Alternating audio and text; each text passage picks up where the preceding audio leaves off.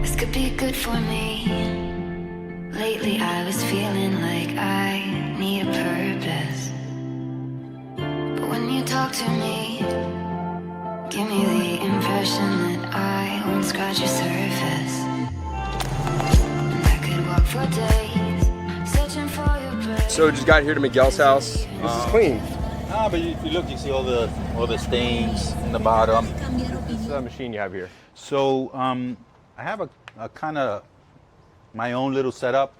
So I have a water softener filtration system, which is a lot of houses come with this. This is something I actually purchased, and this actually filters the entire house water coming in.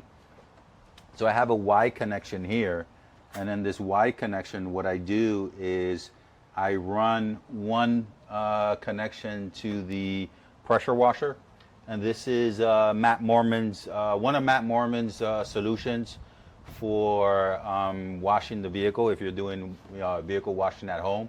So I mounted this to the wall. The reel is long, so it actually comes with this reel. The only thing that I did was I was a little bit desperate. Matt sells these connectors in stainless steel, but I couldn't wait, so I bought these in copper from Home Depot. And this, so I retrofitted the MTM gun with some Home Depot couplers and kind of made my own little setup. I think Matt sells these in stainless steel. When you say Matt, who is Matt? Obsessed Garage. So Obsessed Garage, if you go on the Obsessed Garage website, they have these in stainless steel instead of copper. But this setup, you know, it works for me, and I needed it. It's one of these things that I was out without a pressure washer for a while. This came in, and I needed to wash the car right away, so I just drove down to Home Depot, got a coupler for it, was able to use my MTM gun with the Comet 1700 system. So what I'm doing is I'm running water through the filtration system, and then after I run water through the filtration system, I run it through my pressure washer. I rinsed my car with this. This for me, the beginning stage of washing my car is for me is the most important. So I use the pressure washer to get as much dust, dirt, and debris off the vehicle with the pressure washer. And then I go through the steps of washing the car. And then after I'm done washing the car, I use the reverse osmosis system that I have here. And I don't use the pressure washer for this. I just use the regular garden hose, and I just rinse off the car. Now, after you do this, you really don't need to drive the car because there's no contaminants in the water after this. But I always do. I always end up drying the car. I use a leaf blower to dry the car, so I dry off all the water off of it, and basically it's ready for use for whenever I use the car again. So I'll show you guys a little bit of my process, but once again, it starts with rinsing. What I like to do is, you know, there may be air in the system, so I like to just turn the water on and let the water run. You can actually hear it. If there's air in the system, it'll start like spitting. If there's no air in the system, then it's just you get a nice, good flow through it. So I usually, you know, hold it for a few seconds, make sure that water is running through it. I don't hear any air. And if there's no air, then I'm ready to turn the pressure washer on.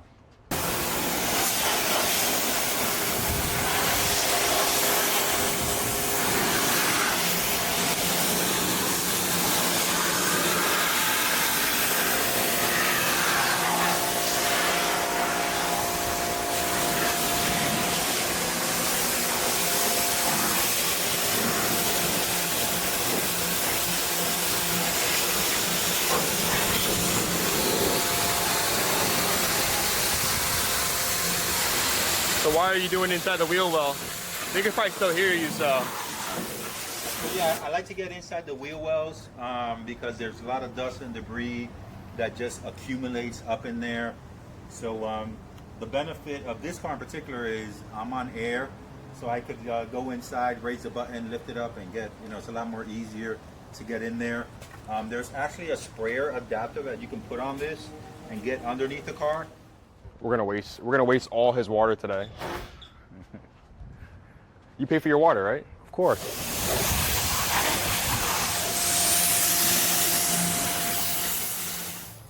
So we'll add some soap to this. this from Adams? No, this is not Adams, but we have Adams polishes right over here. Okay. So we'll use that later. All right. So this is basically a bottle of Adams polishes, right? But with actually a different soap. It's chemical, guys. You don't need the most expensive soap, right? Yeah. Not for your wheels. All right. So I have chemical guys over there. We could have used that too, but why is it red? That's their, I think it was Max Suds. Oh, Maxi Suds. Maxi Suds. Yeah, It smells great. Yeah, I like it. Yeah. Yeah. That smells pretty good. So I'll So make Miguel some was suds. explaining, like, this is a different way of washing than I do because, move this out of here, so it gets soaked. Since he has carbon ceramics, you don't have a lot of brake dust. No brake dust at all. Yep. No brake dust. The challenge here for me is basically getting in between the caliper and the wheel barrel. So this brush works pretty good for me. This brush is too thick to get in there, and basically that's all I use. I like using the microfiber towel. I usually start with. So what is that? Huh? What is that? Explain that. What is that? What is that tool? So this brush is actually it's multi-purpose.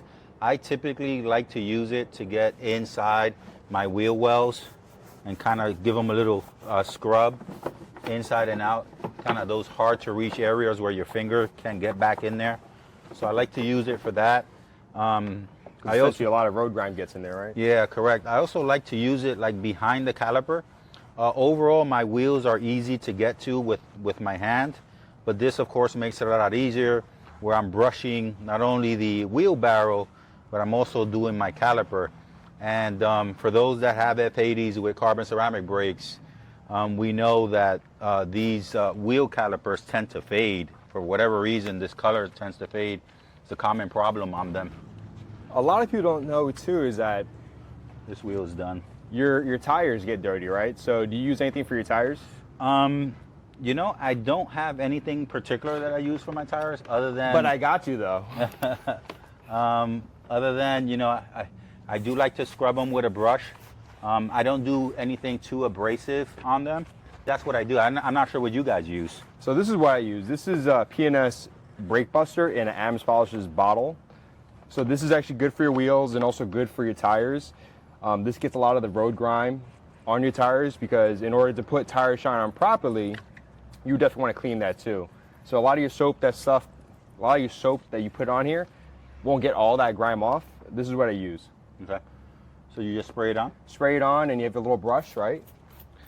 And the way you could tell if it's taking all the dirt off, you'll see the foam start turning brown. Start turning what? Brown? Brown, yeah. Okay.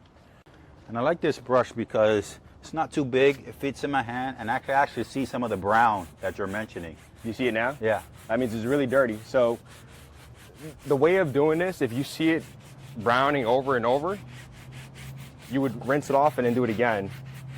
Once the foam doesn't turn brown anymore, then you know it's clean.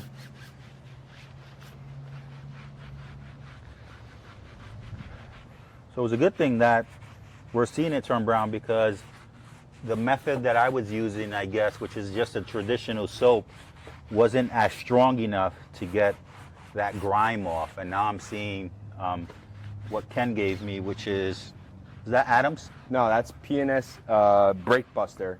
And it's so cheap. You could buy a gallon of that for like less than 25 bucks. Okay. Which is extremely cheap for a wheel cleaner. And do you need to take it off, or no? It's just safe. when you rinse, it comes off? You can take it off. Okay. What's good about it too, it has rust inhibitors. So a lot of times you see your rotors. These rotors are not going to have any rust, but traditional brake calipers like mine with the OEM brakes, you'll see the rust on the side of it, and a lot of people complain about that.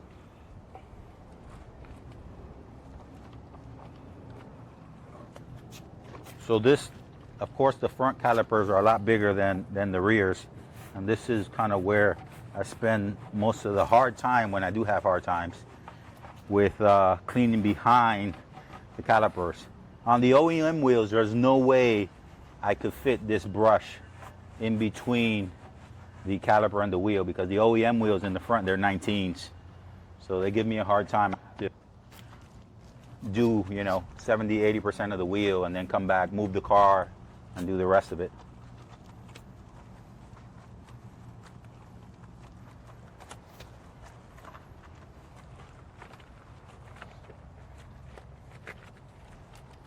And the purpose of this video is for you guys to see, you know, I have a different method of washing my car. I have different methods I've learned over the years. And obviously Miguel is like almost ancient, so he has a lot more years of experience. You're funny. So I'm learning things from him and he's learning things from me. Whenever I buy a place, I will get that reverse osmosis and all that stuff. I think that'd be great to have because, Miguel, would you want to explain a little bit more about that reverse osmosis? Yeah, so overall, you know, what you want to do is you want to have as less contaminants in the water as you can. And we know the water that just, you know, comes from your local water department isn't as clean, right? They have some chemicals in it. They put a lot of Clorox in it. You know, just things that gets picked up from their from the water treatment plant to your house. Is just, you know, a lot of rusty pipes and things that happen throughout the process. So you want to be able to have a way to clean that before it gets on your car. And I have two methods here. So the reverse osmosis is good when you rinse in the car in the final stage because it's a consumable, right? So those filters, you're going to eventually have to change it. So you don't want to use it during the wash. You want to use it at the end of the wash when you're rinsing your car. And you could actually say, okay, I rinsed my car and that's it. You don't even have to dry it after that. For me, I like to touch my car. So I use the regular water filtration system that I have that filters the entire house water. And I use that for the first rinse. I use that to rinse the entire car off. I actually use that to rinse the soap off as well.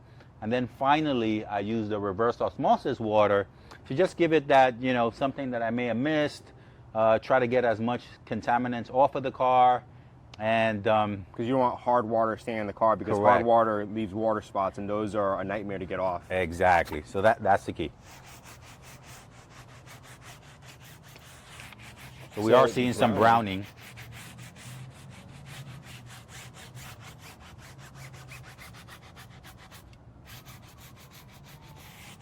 So see, this is something new. I didn't know about that product in particular, but it does appear, the appearance-wise, that it's doing something. So I like it. It's something that I'll buy, and they sell this on Obsessed Garage.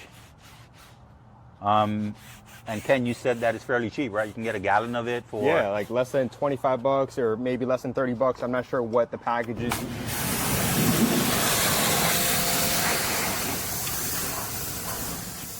I have a couple of foam cannons, but this one is the traditional Chemical Guys ones. I also have Matt's MTM around there somewhere I've never used because this one actually has served the purpose. Probably had this for about 3 years now. It works, no issues with it. So we'll use some Atom polishes, and I usually like to go about 2 ounces.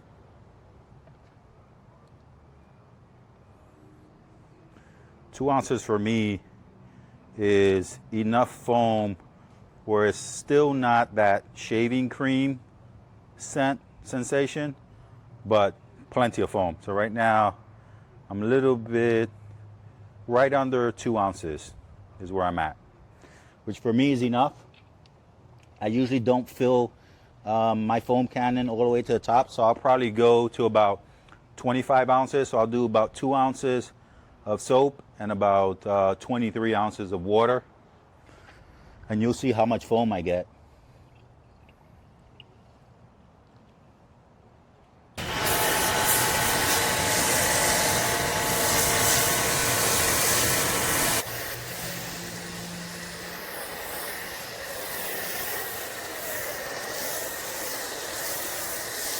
Smells good. It smells like blueberry. Yeah, I like it.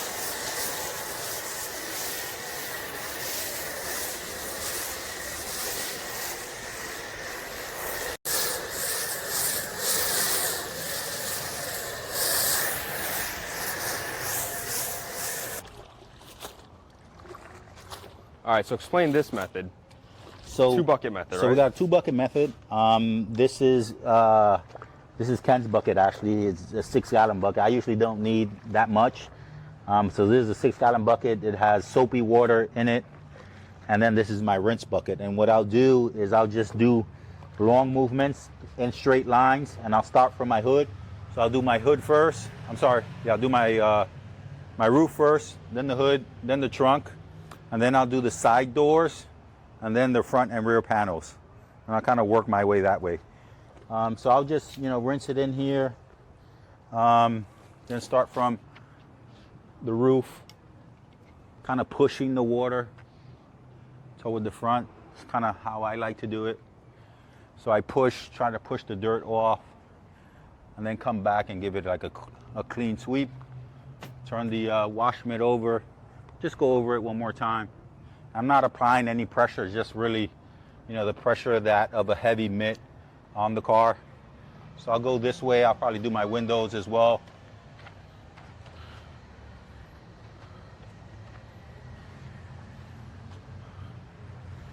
Mirrors.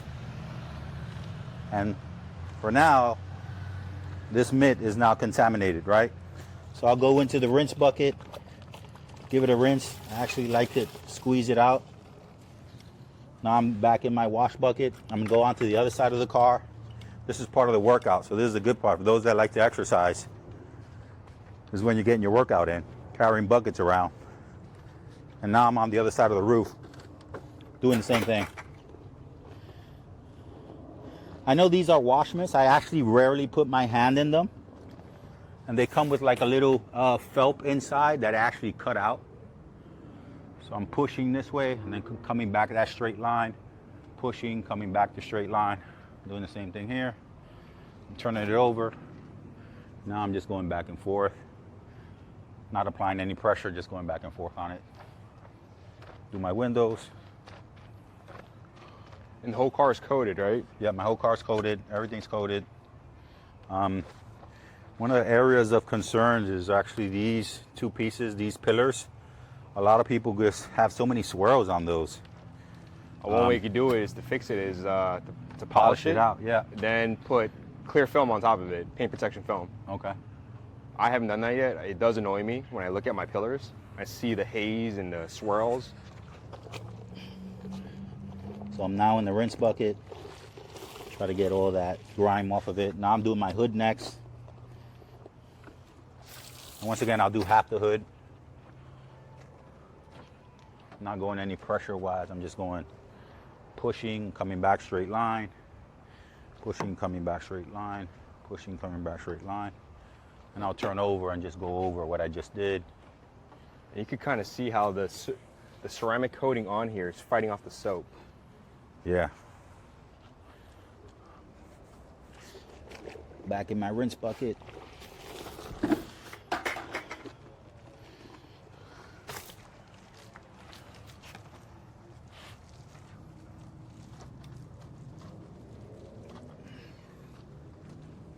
I'll flip it over.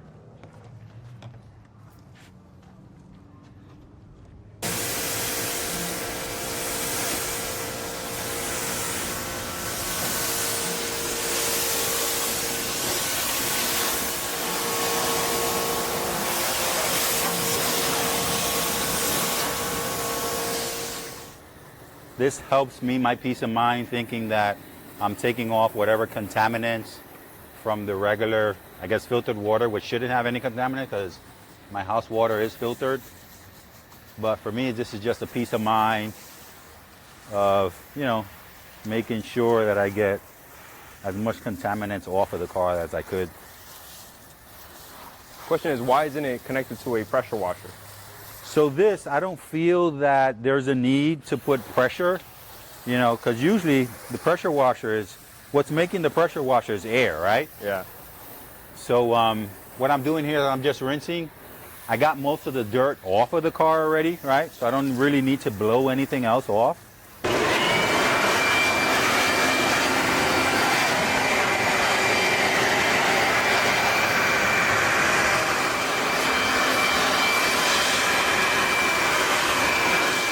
And I'm flipping my towel around. As they say, there's so many faces to the towel, so I'm trying to use one side per panel. And out of a towel this side, I get like 16 sides out of it. So I'm not using the same kind of side of the towel on every panel. So every panel that I do, I kind of move the towel around and get a different side. So I'll do this side. And this is your topper, right? Yeah, this is my topper. And after this, I'm done. All right, guys, so Ken and I just finished wrapping up some detail washes that we did on the cars. You'll see my car on the BMW Invasion channel. You'll see Ken's car on his The Daily Driven channel, which the link will be down here below, where you can go and check out the different methods that we use. Of course, mine's a little bit different. I have different brakes, so I didn't spend that much time on the wheels, and my car is ceramic coated, so it made it a lot more easier to wash. But with that being said, make sure you, if you like this video, please consider subscribing to our channel. We'll put more content now. We were debating whether we wanted to do a wash video, but I know a lot of you guys have asked us questions, especially when we're at the car shows. Hey, what do you do to maintain the vehicle? So we did this to see if we can benefit you. The products are going to be on our webpage. We're affiliated with Obsessed Garage. And the good thing about that is he kind of uses the best of different brands, right? So make sure you check that out and continue to support BMW Invasion. See you soon.